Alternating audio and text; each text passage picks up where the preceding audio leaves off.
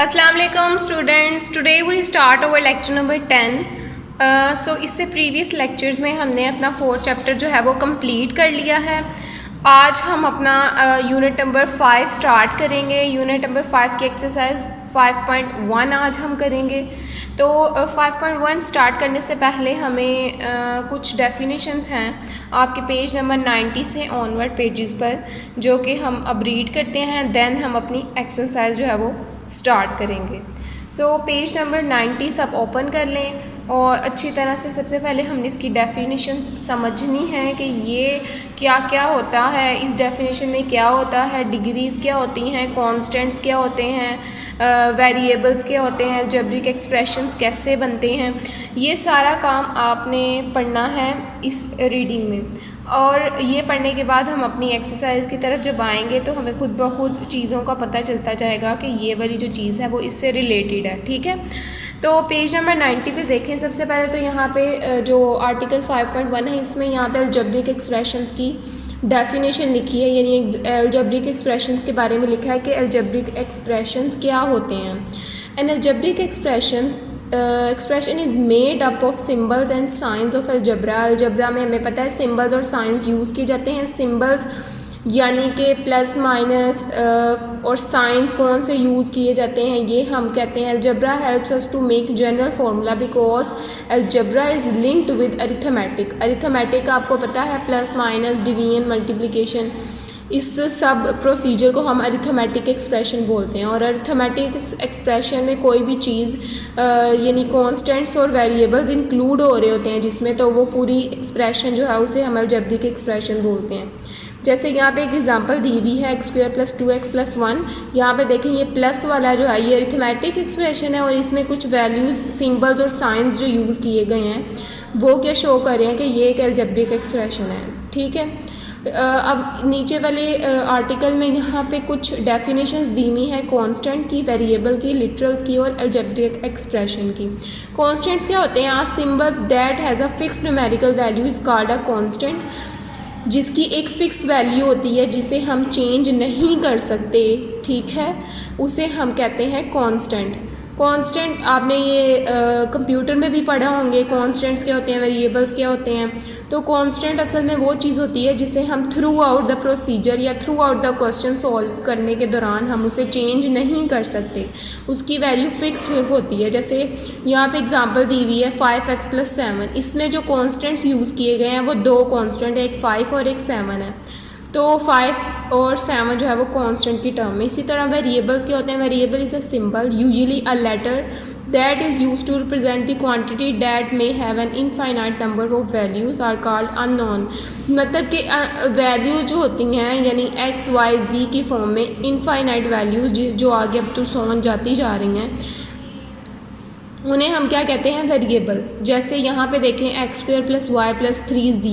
अब इसमें जो जो वेरिएबल्स यूज़ हो रहे हैं, 3 किस्म के वेरिएबल्स हैं x, y और z, जो उस अलजेब्रिक एक्सप्रेशन को पूरा प्रॉपर फॉर्म में बना रहे हैं। तो x, y, z को हम क्या बोलेंगे? उनके वेरिएबल्स। लिटरल्स क्या होते हैं? The alphabet that are use to represent constants और coefficient are called literals. For example literals यानी कि जो कॉन्स्टेंट्स और कोफिशिएंट को रिप्रेजेंट करते हैं। यहाँ पे हमने कांस्टेंट में 5 और 7 पढ़ा था। अगर 5 और 7 की जगह कोई भी अल्फ़ाबेट लिख दिया जाए x और y और z के अलावा, क्योंकि x, y, z जो हैं वो उसके वेरिएबल्स हैं। वेरिएबल के पहले जो है उसके साथ कांस्टेंट लिखा जाता है। अगर हम कांस्टेंट की जगह पे कोई भी अल्फ़ाबेट्स या कोएफिशिएंट्स लिख दें तो उसको वो हम कहते हैं लिटरल्स। जैसे यहाँ पे ax² + bx + c है, तो x तो वेरिएबल है, उसका वेरिएबल के साथ कांस्टेंट लिखे जाते हैं, लेकिन यहाँ पे उसने अल्फ़ाबेट्स लिखे हुए हैं a, b, c। तो a, b, c को हम क्या बोलेंगे? लिटरल्स हैं ये किसके? वेरिएबल्स के। नेक्स्ट जो है हमारे पास अलजेब्रिक एक्सप्रेशन की डेफिनेशन लिखी हुई है। An expression which connects variables and constant by algebraic operation of addition, subtraction, multiplication. Algebraic expression हमने ऊपर भी पढ़ा था कि कोई भी एक्सप्रेशन जिसे हम अरिथमेटिक जो अरिथमेटिक लिंक के साथ जोड़ते हैं, यानी सब्ट्रैक्शन, मल्टीप्लिकेशन, डिवीजन के साथ मिलाकर जो भी एक्सप्रेशन बनता है जिसमें वेरिएबल्स और कॉन्स्टेंट्स या लिटरल्स यूज़ हो रहे होते हैं, उस एक्सप्रेशन को हम क्या कहते हैं? Algebraic expression. जैसे यहाँ पे कुछ अलजेब्रिक एक्सप्रेशन दिए गए हैं 14, यानी इसके साथ कोई भी वेरिएबल इंक्लूड नहीं है, ये सिर्फ एक कांस्टेंट है, तो ये भी एक अलजेब्रिक एक्सप्रेशंस है। चाहे वो एक कांस्टेंट हो, चाहे वो एक वेरिएबल हो, या चाहे वो एक लिटरल हो, ये सारे मिला के, या चाहे वो कॉम्बिनेशन हो अरिथमेटिक जो है फॉर्मूला जो बना रहे हैं उनका लिंक के साथ बना हो, इन सब को हम क्या कहते हैं? Algebraic expressions.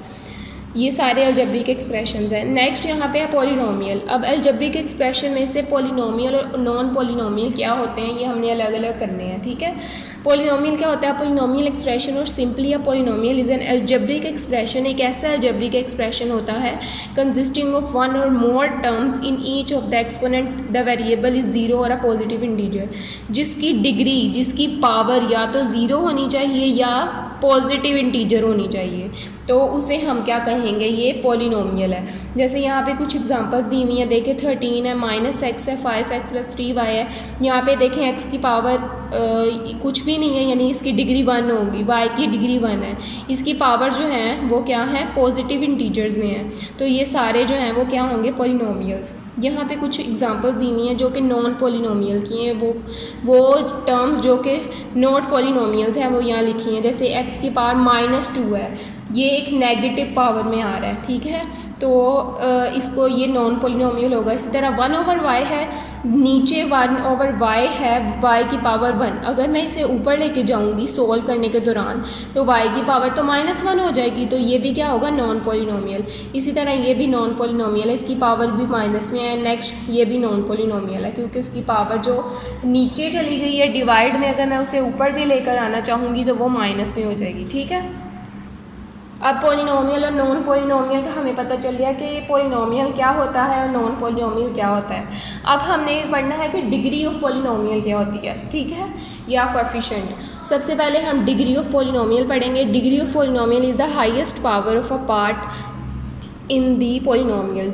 हाईएस्ट पार्ट, जैसे यहाँ पे मैं आपको एग्जांपल के थ्रू बता देती हूँ।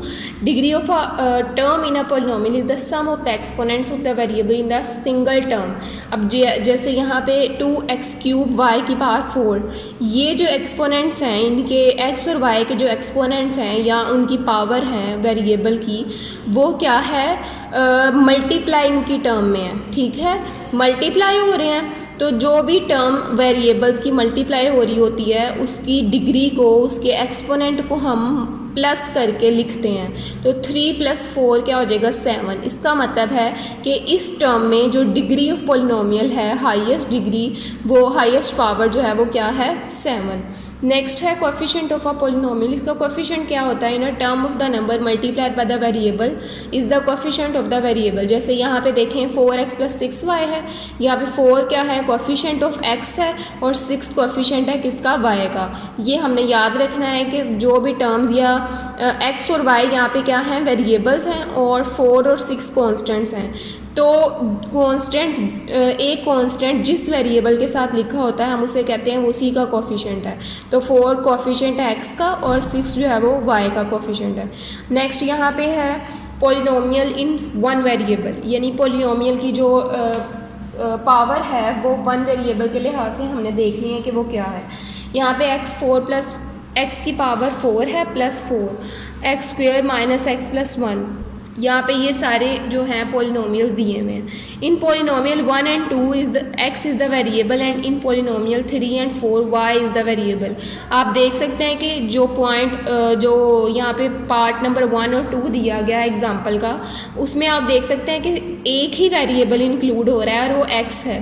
तो 1 और 2 में x इंक्लूड हो रहा है वेरिएबल, और 3 और 4 में y वेरिएबल इंक्लूड हो रहा है। तो ये वेरिएबल हो गया पॉलिनोमियल इन वन वेरिएबल का। अब हम पढ़ते हैं कि पॉलिनोमियल इन टू वेरिएबल्स, यानी कि एक एक्सप्रेशन के अंदर या एक अलजेब्रिक एक्सप्रेशन के अंदर कितने जो पॉलिनोमियल हैं वो यूज़ किए गए हैं, कितने वेरिएबल्स हैं उस पॉलिनोमियल के। Consider the following. अब इस पॉलिनोमियल में आप देख सकते हैं x² + y + 2, इसमें दो इंक्लूड हो रहे हैं, एक x और एक y। इसमें भी दो हो रहे हैं, एक x और एक y। इसमें कितने यूज़ हो रहे हैं, इसमें भी 2 हैं यानी x और z, और इसमें भी x और z।